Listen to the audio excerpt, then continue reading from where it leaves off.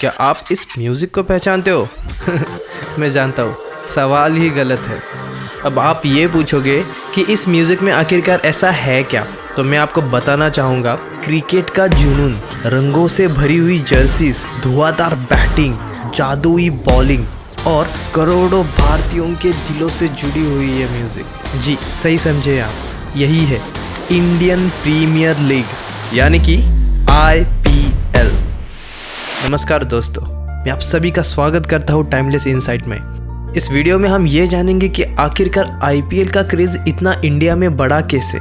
जिस हिसाब से IPL के जितने फैंस हैं, उस हिसाब से IPL की टोटल रेवेन्यू कितनी होती है। पिछले वीडियो में हमने देखा था कि BCCI की शुरुआत कैसे हुई, उसके बाद हम आए थे T20 पे, उसके बाद हम जाएंगे अब IPL पे। और अगर आपने BCCI पार्ट 1 नहीं देखा हो तो ऊपर दिए गए आई बटन पे क्लिक कीजिए और वो पहले वीडियो देखिए। एक और बात, वीडियो शुरू करने से पहले मैं आप सभी का धन्यवाद करना चाहूँगा, इतना ढेर सारा प्यार देने के लिए और आपका सपोर्ट देने के लिए। और अभी तक आपने इस चैनल को सब्सक्राइब नहीं किया हो तो ऐसी ही वीडियो और देखने के लिए subscribe the channel and hit the bell icon, so आपको नोटिफिकेशन में हमारे वीडियोस आते रहेगी। हम एजुकेशनल वीडियोस प्रोवाइड करते हैं और आपके नॉलेज में हम किस तरह से वैल्यू प्रोवाइड कर सकते हैं, हम इसी का प्रयास करते हैं। तो चलिए शुरू करते हैं हमारे वीडियो को। Chapter 1, the Y.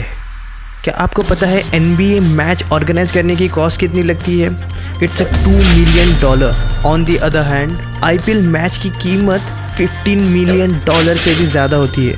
IPL एक ऐसा ग्लोबल क्रिकेट लीग है जो 2 महीने तक चलती है, जिसमें 10 फ्रेंचाइजी, 74 मैचेस एंड 500 मिलियन से भी ज़्यादा व्यूअरशिप रहती है।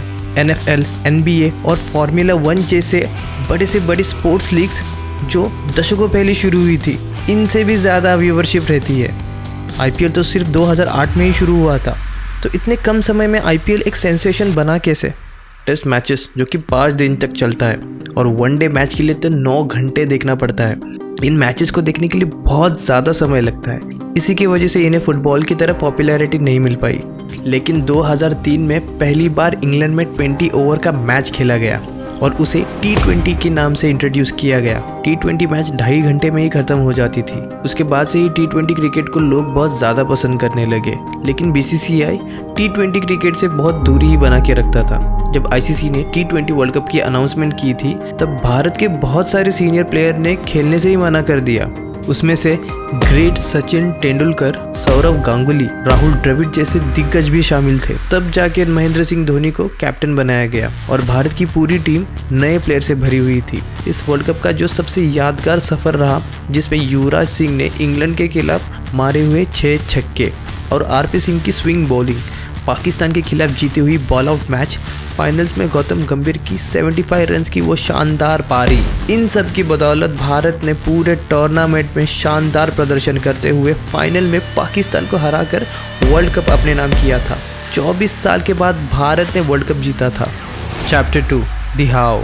जब इंडिया ने 2007 में इंटरनेशनल T20 वर्ल्ड कप जीता था, तब ललित मोदी, जो कि तब के BCCI के वाइस प्रेसिडेंट थे, उन्होंने एक मौका देखा कि वो दुनिया में पहला क्रिकेट लीग भारत में शुरू कर सकते हैं। देखो, ललित मोदी के कुछ प्रॉब्लम्स थे। ICC BCCI की अथॉरिटी को धमका रहा था और बड़े प्लेयर्स भी चुरा रहा था। मोदी ने भी देखा था कि USA में बड़े फ्रेंचाइजी सफल मॉडल पे कैसे चल रहा था और सोचा कि इंडिया में भी क्यों ना एक ऐसा क्रिकेट की फ्रेंचाइजी बनाया जाए जहां क्रिकेट एक सिर्फ खेल नहीं बल्कि धर्म ही हो। तो ललित मोदी ने 2008 में इंडियन प्रीमियर लीग की नींव रख दी, एक और T20 क्रिकेट लीग जिसमें 8 टीम्स थी जो 2 महीनों में खेली जाती थी।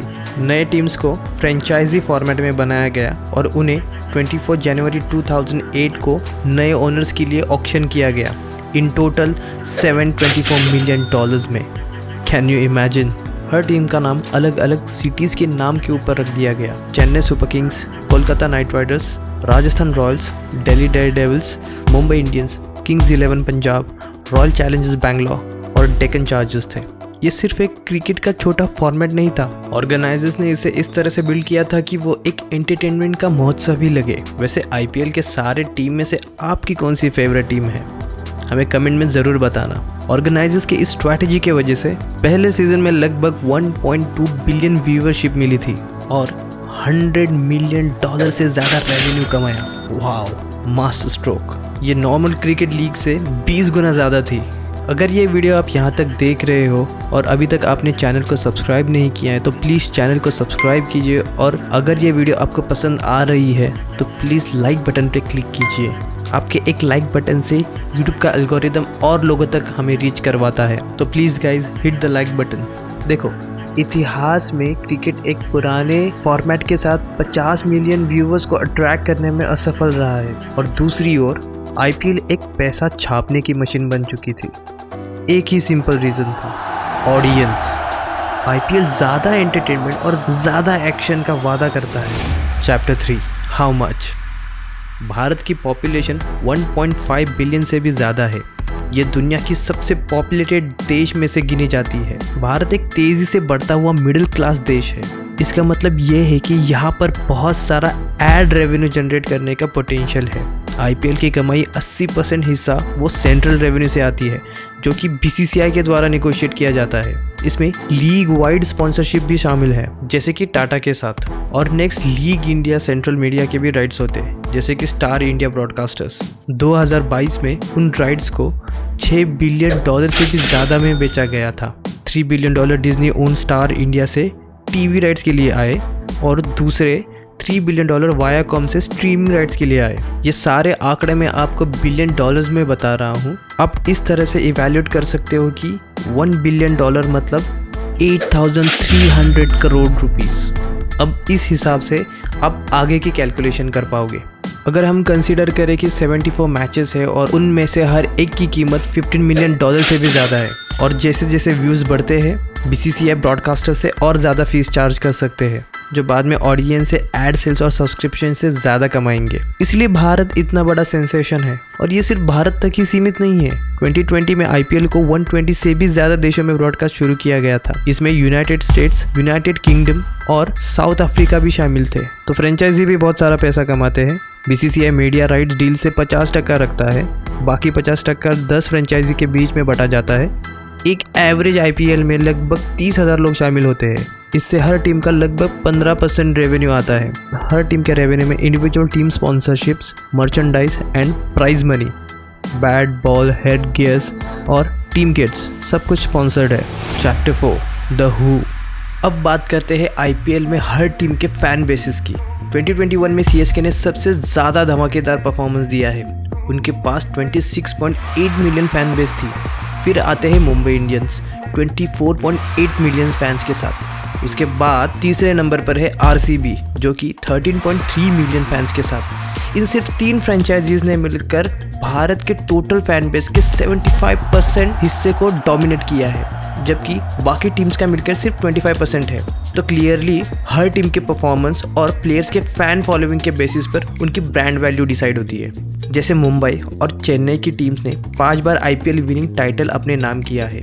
यही वजह है कि सीएसके और मुंबई इंडियंस की ब्रांड वैल्यू $76 मिलियन है। जैसे राजस्थान रॉयल जैसे कम पॉपुलर टीम की ब्रांड वैल्यू सिर्फ $34.4 मिलियन है। ब्रांड वैल्यू का रीज़न ये आईपीएल की इकोसिस्टम का काम करने का तरीका है, और इसकी बदौलत ही 2015 में इंडिया प्रीमियर लीग ने भारत की जीडीपी में 11,500 करोड़ रुपए का योगदान दिया है। सुपरस्टार विराट कोहली की सैलरी 2019 में सिर्फ $4 मिलियन की थी, जबकि उन्होंने रॉयल चैलेंजर्स बैंगलोर के लिए खेला था। लेकिन उनका आईपीएल स्टारडम उन्हें $21 मिलियन एक्स्ट्रा एंडोर्समेंट का जरिया कमाने में मदद की। इससे आईपीएल ने इंटरनेशनल स्टार्स जैसे एबी डिविलियर्स, डेविड वार्नर और क्रिस गेल जैसे कई प्लेयर्स को जुड़ने का मौका दिया। हिसाब किताब थोड़ा सा बाजू में रख के अगर सिर्फ प्लेयर्स की ही बात की जाए तो आप हमें कमेंट में बता सकते हो कि आपका फेवरेट प्लेयर कौन सा है, and I am damn sure बड़े अमेजिंग रिप्लाईज आने वाले हैं। कोविड के दौरान स्टेडियम टिकट रेवेन्यू खोने के बावजूद टीवी पर अब भी करोड़ों लोग देख रहे हैं। फ्रेंचाइजी के वैल्यूज 2020 में दुगने हो गए हैं, और इंडिया में T20 लीग का सफल होना लोगों को और भी एक्साइटिंग बना दिया है। आईपीएल फ्रेंचाइजी ओनर अब दूसरे देशों में T20 क्रिकेट फ्रेंचाइजीज खरीद रहे हैं, जैसे कि south Africa, league Caribbean, Australia, Pakistan और अन्य देशों में भी शुरू हो गई है। Chapter 5, the billion dollars. 2009 के स्थापना के बाद एवरेज आईपीएल फ्रेंचाइजी की कीमत $67 मिलियन थी। उसके 14 सालों बाद इन फ्रेंचाइजीज की कीमत $1.1 बिलियन से भी ज़्यादा हो गई है। ये सालाना 24% रेट से बढ़ रही है। कंपैरिजन के लिए पिछले 13 सालों में NBA टीम्स की ग्रोथ 16% और NFL टीम्स की ग्रोथ 10% से बढ़ रही है। और IPL थमने का कुछ नाम ही नहीं ले रहा है। इतना कुछ होने के बाद भी ऐसा लगता है कि ये सिर्फ झलक ही है। IPL का सफ़र ऐसा ही चलता रहा तो आने वाले समय में ये मोस्ट वैल्यूएबल लीग बन सकती है और इसका फ़ायदा हमारे इंडिया को ज़रूर होगा। तो इसी के साथ हम ये सीरीज़ ख़त्म कर रहे हैं। आई नो वीडियो बहुत ज़्यादा लंबी हो चुकी है, पर ये इन्फॉर्मेशन आप तक पहुंचनी बहुत ज़रूरी थी। कुछ आंकड़े आपके नॉलेज को और क्लियरिटी दे सकती है। ये वीडियो बनाने के लिए बहुत ज़्यादा मेहनत लगी है गाइस, और हम आगे भी आपको इसी तरह के वीडियो डिलीवर करते रहेंगे। अगर आपको हमारा काम सच्ची में अच्छा लग रहा है तो please hit the subscribe button and इस वीडियो को लाइक कर दीजिए guys. We need your support and your love also. तब तक के लिए जय हिंद दोस्तों।